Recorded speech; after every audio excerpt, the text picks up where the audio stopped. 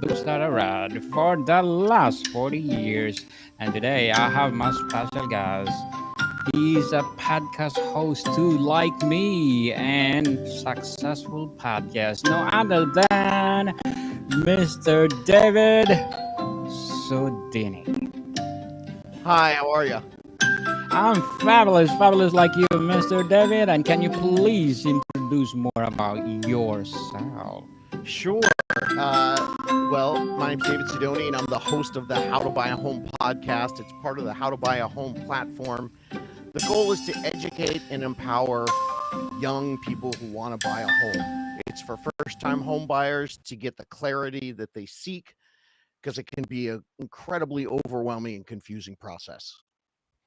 Totally agree, Mr. David. And thank you so much for sharing your podcast to the world. It really empower people all over the world. So, what are the most common mistakes you see first-time home buyers making?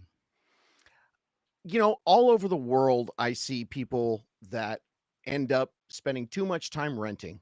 And whether it's here or I have some great friends in Australia who do the same thing that I do, um, it seems to be that everyone involved in real estate is focusing so much on the sellers that the buyers, especially first time home buyers, they're not getting the understanding that they can start their planning while they're renting. And so people end up renting for an extra 3, 4, or 5 years instead of building that wealth. So the biggest mistake, I think, is that people believe they have to have too much of a down payment, or that they're not the kind of person who can get a loan on the property, or that it's just not possible for them. And that's because, unfortunately, the real estate industry, they make their big bucks working with the big sellers. So they're not giving enough love to these first time home buyers. Yes, indeed. So, Mr. David, what should first-time home buyers prioritize when choosing a home? When you're looking at a home, I think the biggest mistake that people make now, especially with the internet, is people start looking at the bedrooms and the bathrooms and uh, all the amenities within the house first. And why not? It's fun. It's exciting. It's window shopping, right? Yes. And they're the biggest part of actually deciding what kind of home is the best thing for you and what should you be looking for is understanding how it fits into your long-term goals. Are you looking for a house that maybe is going to be a stepping stone? Maybe you're going to resell this home in 3, 4, 5 years. Or should you be looking at homes where maybe you could add on because you love the neighborhood, but you think the home might not be big enough as time progresses? And I think people asking too many questions about the specific style of home as opposed to, why am I doing this? What is the motivation for me to do this besides just getting a roof over my head? And when you start to combine your financial goals, your life goals, then your house goals, you put them all together, you get a better plan, and you end up with a better house for you to reach all the dreams that you're shooting for. So, Mr. David, how much should first-time home buyers typically have saved before considering purchasing a home? It can really depend on where you are in the world. Um, a lot of times, people in different, uh, actually in countries all over the world, people are finding Yes. low down payment programs. Here in the States, you can buy a home with 3% of the purchase price. And some people can even get a loan for a zero down payment. Now, you don't want to go into it just thinking, all right, I don't need to save anything. I'm just going to get one of these cool programs. I always tell people, if you've got to save up for a first and last on your rent, if you need to save up for a deposit to rent a place, maybe try and double and triple that, and then talk to your local real estate pro and see if that's enough for you to actually get a down payment and buy a home instead of renting and signing another lease. Yes, people, follow Mr. David's suggestion. For sure, you will be in a good hands. So, what are some overlooked costs that first-time home buyers should anticipate? Probably the biggest thing, I actually just did a podcast about this today. when you're getting your home inspected is there are so many TV shows that show you all the upgrades on the home, and people are looking at the countertops and the cabinets and the bonus spacious room, when really you should be looking at the roof, and you should be looking at the plumbing, and you Yes. should be looking at the electrical, and you should be looking at the foundation. You want to make sure that your real estate team has explained to you how everything works in that city that you're looking. We've had a lot of climate issues here in the States. So we've had a lot of people that have had to kind of reassess their home buying because the insurance costs have gotten so high. So Mm. truly, you want to look at, what we in the business call the big ticket items, those things that could cost you down the road. And remember, you can always change the floors and paint the walls. That's not going to cost you tens of thousands of dollars, but fixing your roof and changing the big ticket items, that's going to cost you. Mr. David, how important is a good credit score for first time home buyers, and what credit score should they aim for? One of the things that is the reason why I started the podcast to explain to people is I see a lot of people out there saying you can buy a home with a 580 credit score. And it's true. There are programs you can do that. The question is, should you? If you're sitting there with a 580 credit score, should you buy a home because all your fees and your interest rates and everything are going to be higher? So truly, if you don't have a great credit score today, or if you do have a middle credit score, 650, 680, 700, and you want to buy a home, you're going to have to save money at some point as well. So what you try to do is you try to raise your credit score while you're saving money. And then when you're ready to write an offer on the home, your credit score is at the highest it can be. That's why I want to help people start the planning a full year before they're even ready to start going to look at houses. Very well said, Mr. David. Beautifully articulated. Thank you. Thank you so much. So, what strategies can first time home buyers use to increase their chances of getting approved for a mortgage? Probably the biggest thing is I break it down to three different things. The first thing is exactly what you were talking about, Daniel. Work on that credit score. I see a lot of people that bury their head in the sand. They just don't want to think about it. The more effort and the more proactive you get in working on your credit score, that's going to improve your chances to get a home mortgage. The next piece, number two, that's your debt. Mortgage bankers look at something we call debt to income ratio. In other words, if you make $10,000 a month, but you have $5,000 that you have to pay every single month for, yes, your rent is considered part of that, but we're also looking at your credit cards, your utilities, all the bills that you pay out. Well, they're going to look at that debt to income and see how much you have left over then for you to pay that mortgage. So making sure that your debt is at least being starting to be managed is an important part. Now, the trick is you don't have to pay it all off. You don't have to pay down. I see people that say, "Oh, well, I can't buy a home yet. I still have $200,000 in student loans." It's a big deal. But they're looking at the monthly numbers. They're not looking at your total numbers. So that's why you need to sit down with the team and figure out what you need to do with your debt. And then the third thing is start saving. And the easiest way to do that is I tell people, we all have the world on our phone right now. Go into your bank account right now and automate something going into your savings account 2 times a month. I don't care if it's $25. Just start automating that savings and understanding it's not necessarily having to live on a budget. It's just using the technology to work for you to start automating your savings. Yes, indeed. You need to pay yourself first, people. Daniel, you and I are Indeed. on the same page, buddy. Yes, indeed. So, how does the pre approval process work, and why is it important for first time buyers? I think the one of the biggest problems we have with the pre-approval process is that people call a mortgage broker, an online resource, and they give them 3 or 4 numbers, and then they wait for an answer to be spit out at them. And it shouldn't be looked at as a red light or a green light. It should be looked at as a starting line for you to start figuring out, okay, this is what I'm approved for today, but with these certain action steps, we can improve that so we can be improved so we can get a higher approval later. And the things they're looking at is your income, and then they're looking at your debt against it. They need to verify your employment. Um, if you're a regular W 2 employee in the States, that's different than a self employed person. So if you're self employed, you got to have all those bank records. And those are the pieces that you need to bring to the lender. And then they will determine how much of a home loan you can get. Mr. David, what type of mortgage usually best suited for the first-time home buyers?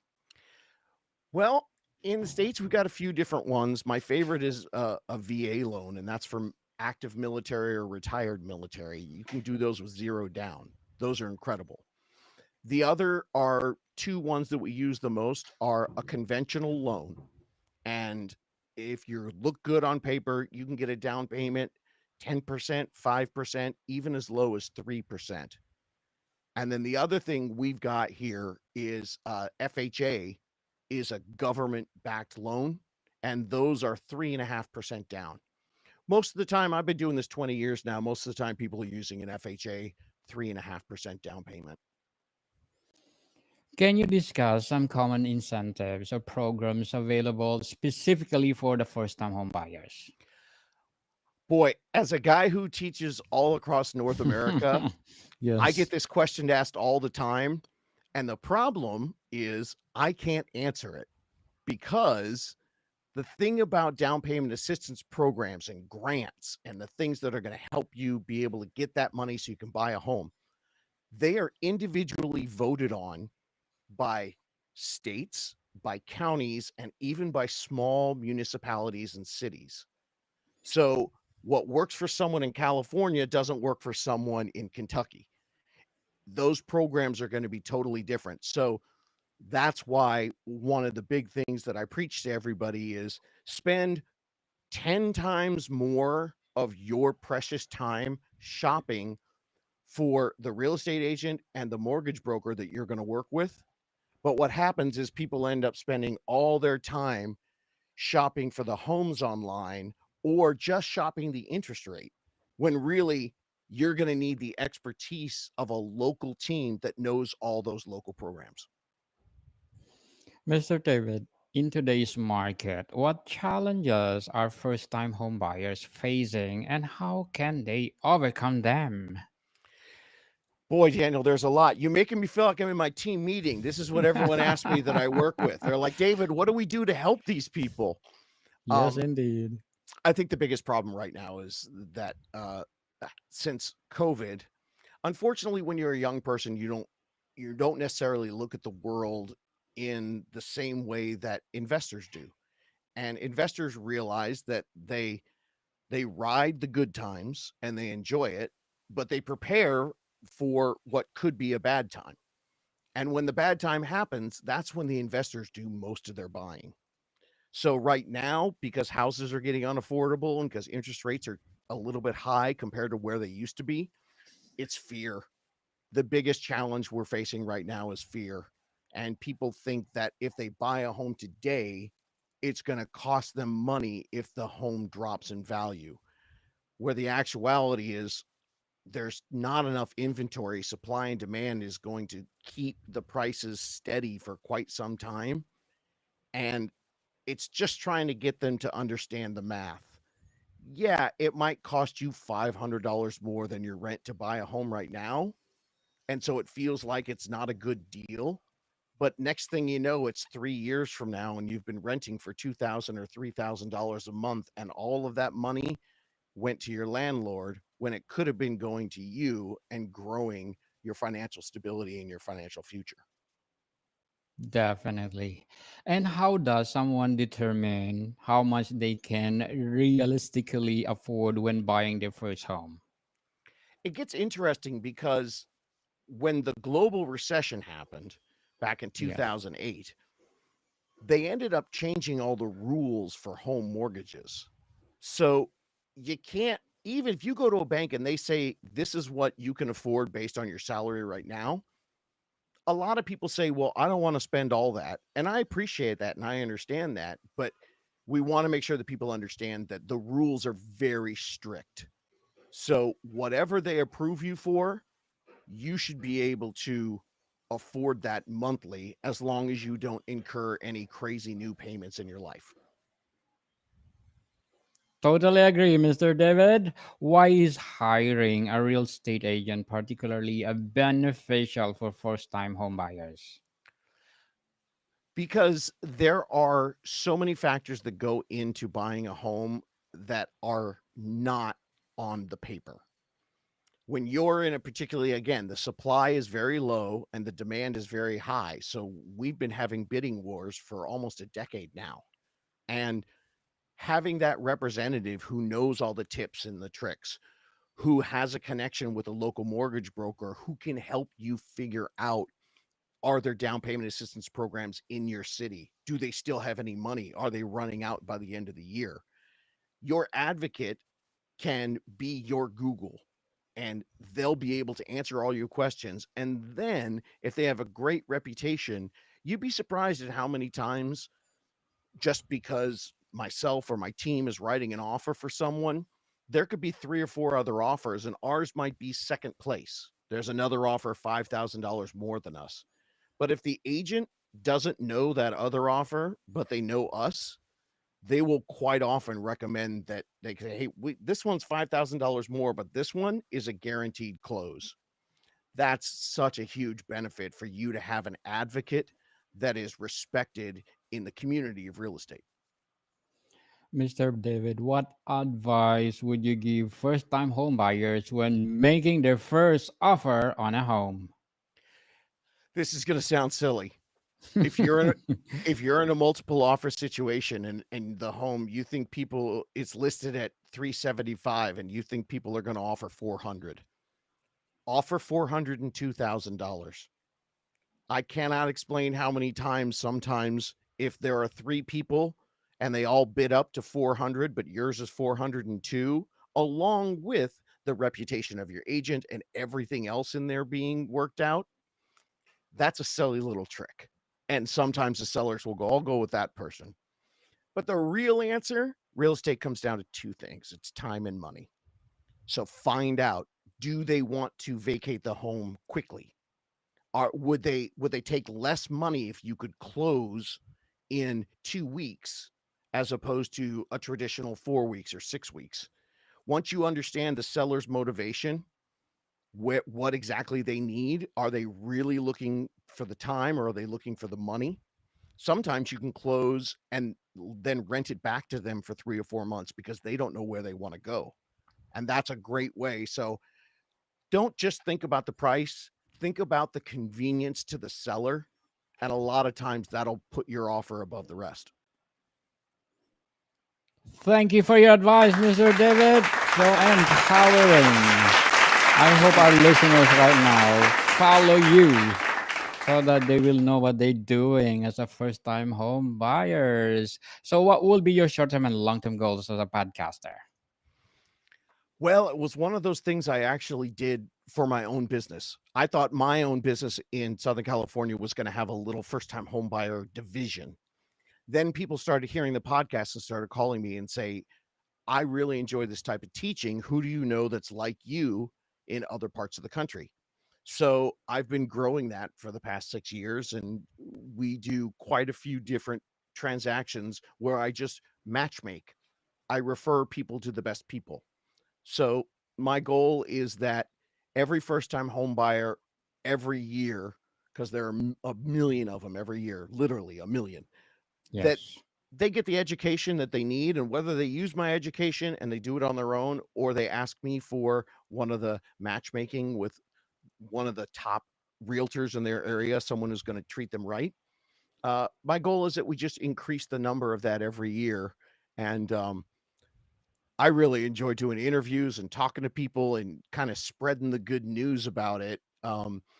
if I could, I would get up every single day and I would just talk to different first time home buyers all day long and just give them advice.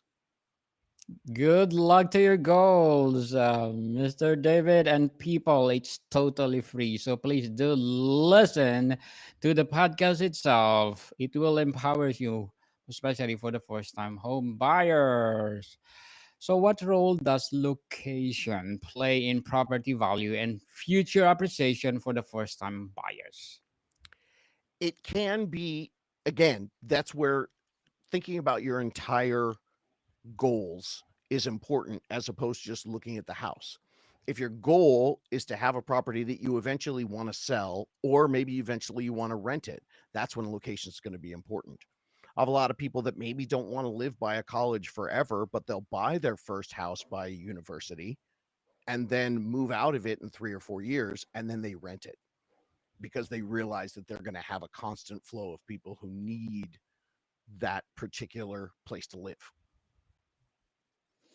So, Mr. David, can you recommend a book that empowers you to be one of the best podcaster to today?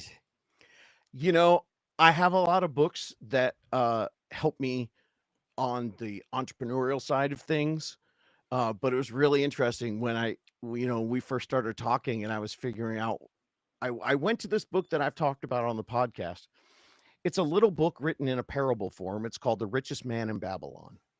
And it's a very simple way to explain, and it's written, like in biblical times, um, how to pay yourself first. And it's living a life of where every 100% of that you get, or every dollar that you get, it's 70, 10, 10, 10. And you do 70% for yourself, 10% for your investing, 10% for your saving, and 10% to a charity. And what's really interesting is there's a website now called NerdWallet that's gotten really big. They changed it for the millennials. They changed it to 50, 30, 20. And the 50 is your needs, the 30 is your wants. And that's where, because they had to put in all that traveling and everything that young people want to do these days. So, but the point is, both of them still have at some point a pay yourself first, whether it's into investing or whether it's into saving. Yes, people, read that book. Highly recommended from Mr. David Sidoni. And again, pay your first. Pay your first. Even just little one penny. It will accumulate at the end. So, what should first time home buyers know about home owners insurance and property taxes? Well, there's a little acronym that we use, PITI, the principal and the interest. That's the P and the I.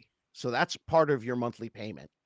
Understand that when you own a home, most people will pay their taxes and insurance on a monthly uh, payment. So what you're going to be doing then is you want to make sure that when you're looking at your numbers, you realize that those payments are on top of just paying your loan back. And we've had some insurance raises recently in the past couple of years, so it's very important that you understand how insurance works.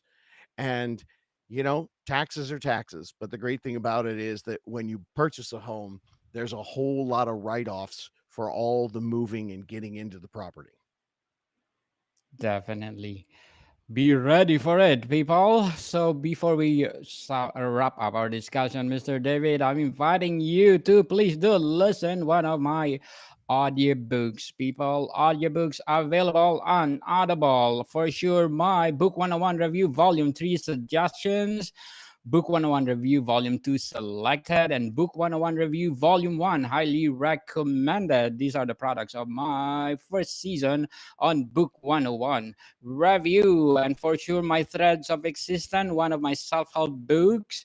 And Stand Tall, Stand Together, Breaking the Chains of Bullying, and Life is Too Short, a journey of discovery, fulfillment, and joy. And one of my favorite climate change book, Earth Fever, Unraveling Climate and Our Race to restore balance. Please listen to them. They're available and Audible and one of the bestsellers. So, Mr. David, how can first time home buyers prepare financially for an expected home ownership cost after the purchase? Pay yourself first. Daniel, we got a theme going on here. What Yes. when you own it, when you're renting, a lot of times people will just make enough money to pay their rent, and anything that's left over, they'll spend on themselves, which is an absolutely understandable way that people want to set up their life. They don't want to feel like they're saving all their money for when they're going to be older. They want to enjoy life now. That makes perfect sense. When you own a home, you immediately need to start making sure that if you didn't have a nice savings set up already, that you start putting money into that. And if you get to the point that you're realizing, wow, even if the roof blew off tomorrow, I have insurance, it's going to cover part of that. We've got 10 times the deductible in our savings account. Great. Now you have a whole lot of money. What's so bad about that? Right? Definitely. Mr. David Sidoni, thank you so much for sharing your knowledge to the world. And we are looking forward for more and more and more empowering episodes to your podcast, How to Buy a Home. So, can you please invite our listeners to support your podcast itself? Really simple. How to buy a home. You can go to howtobuyahome.com, or you can find How to Buy a Home anywhere you listen to your podcast. Definitely. People, let's support Mr. David Sidini because if you support him, more and more and more empowering episodes to come. So, Mr. David, thank you so much for your time. Thank you. More to come, people. See you soon.